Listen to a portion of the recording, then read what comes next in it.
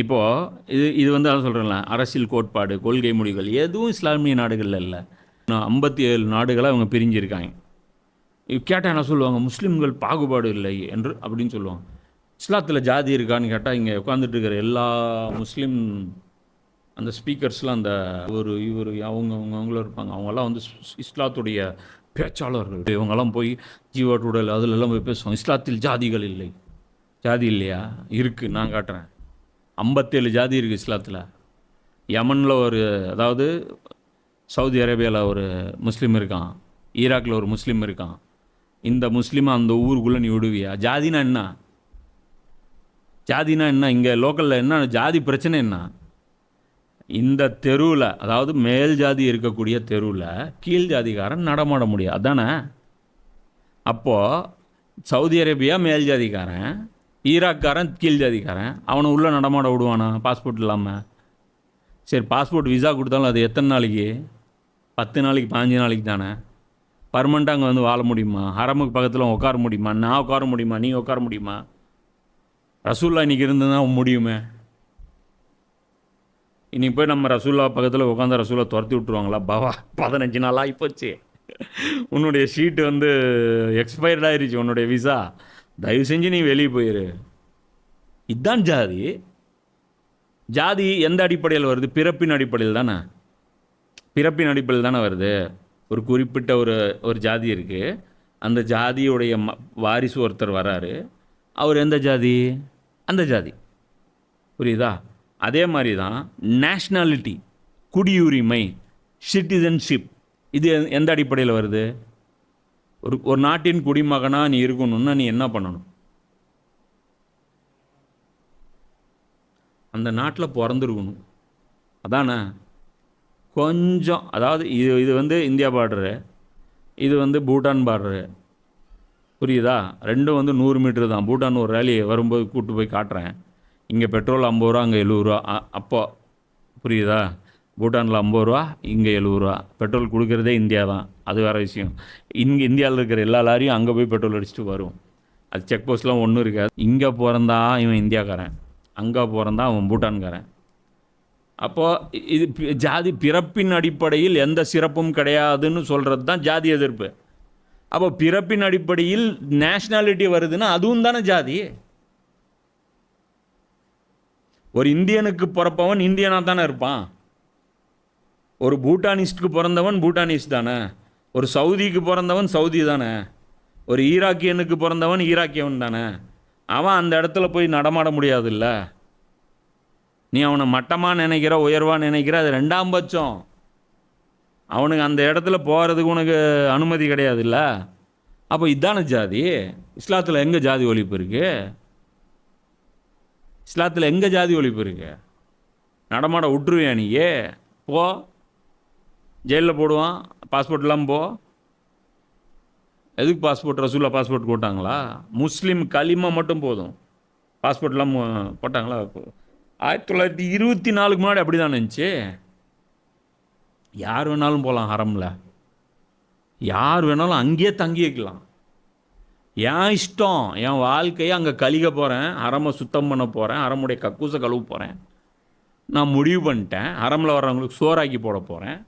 என்னுடைய மொத்த செல்வத்தையும் கொண்டு போய் ஹரமில் உட்காந்துக்கிட்டு அங்கே வரக்கூடிய ஹாஜிகளுக்கு நான் சேவை செய்ய போகிறேன், விடுங்களேன்.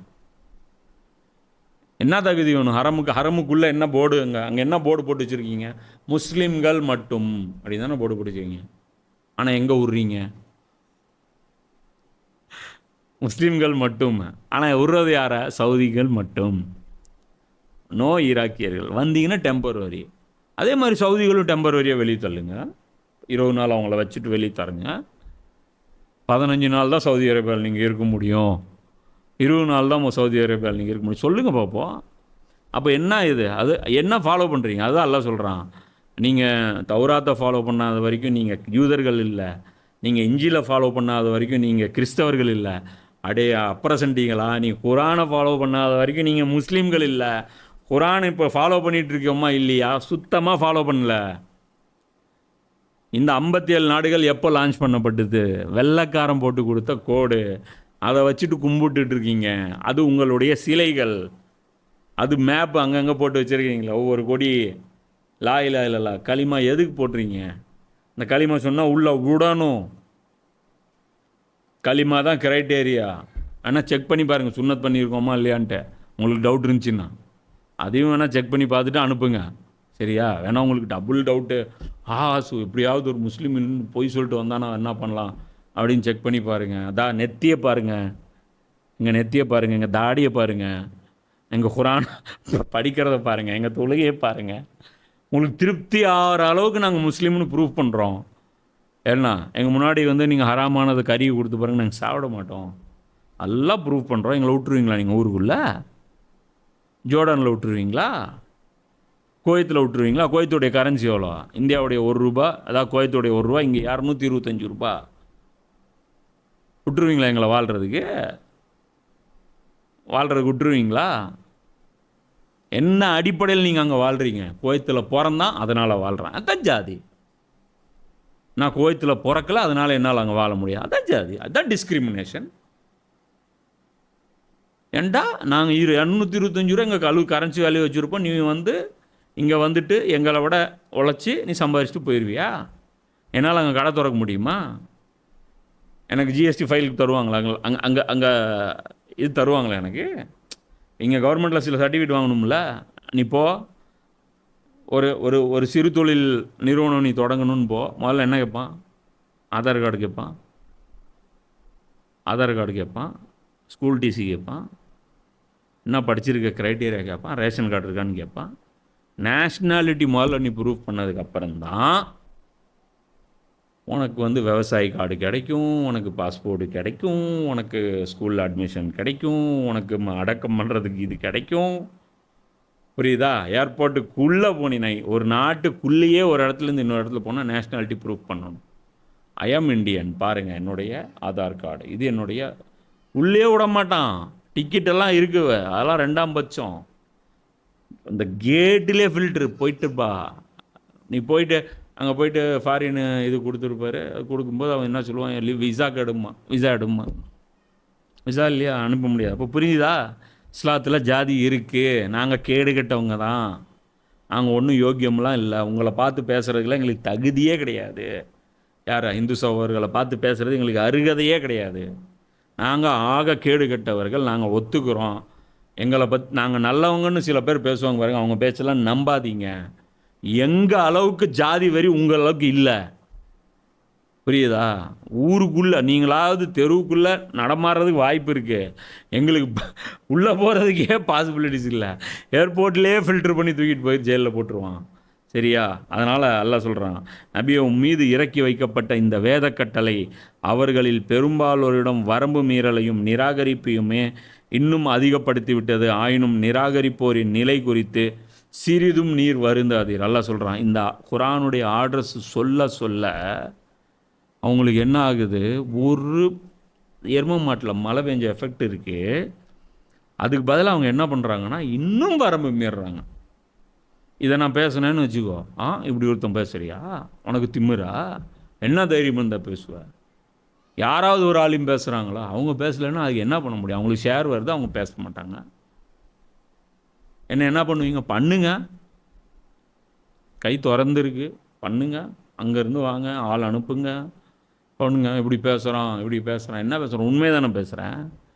யாரையும் விட மாட்டீங்களா? நீங்கள் குரானை ஃபாலோ பண்ணுறீங்க. இப்போ ஈசா நபி உலகம் பூரா வந்ததுக்கப்புறம் பாஸ்போர்ட் கேட்பாங்களா? விசா கேட்பாங்களா?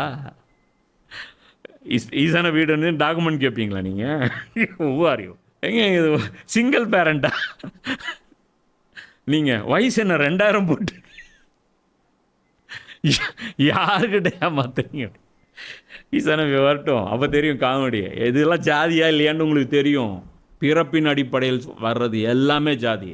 அது நீ மொழியை சொல்லு, அது நீ நேஷ்னாலிட்டியை சொல்லு, அது நீ ஜாதியை சொல்லு, உன்னுடைய தொழிலை சொல்லு, எல்லாமே ஜாதி. பிறப்பின் அடிப்படையில் எங்களுக்கு எந்த சிறப்பும் கிடையாது. புரியுதா? மனிதன் தான். இந்த மனிதர்கள் மத்தியில் பாகுபாடு இருக்கக்கூடாது. இதுதான் குரான் சொல்லக்கூடிய மெயின் தீம். இந்த மெயின் தீம் தான் அல்லாஹ் ஆரம்பத்துலேருந்து சொல்லிட்டு வரான். கண்ணுக்கு கண், பல்லுக்கு பல், இந்த வலியவனுக்கு ஒரு சட்டம், எளியவனுக்கு ஒரு சட்டம், இது இருக்கக்கூடாது.